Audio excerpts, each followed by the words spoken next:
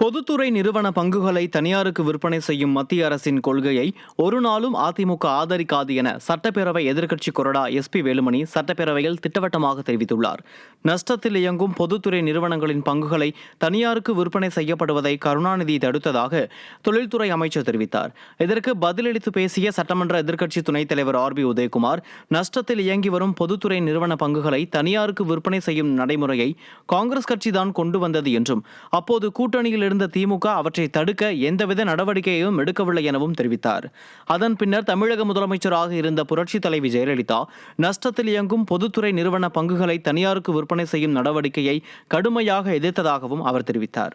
அப்போது பேசிய நிதி அமைச்சர், தற்போது பாஜகவுடன் கூட்டணி அமைத்துள்ள அதிமுக பொதுத்துறை நிறுவன பங்குகளை தனியாருக்கு விற்பனை செய்யும் மத்திய அரசின் கொள்கையை எதிர்க்குமா என கேள்வி எழுப்பினார்.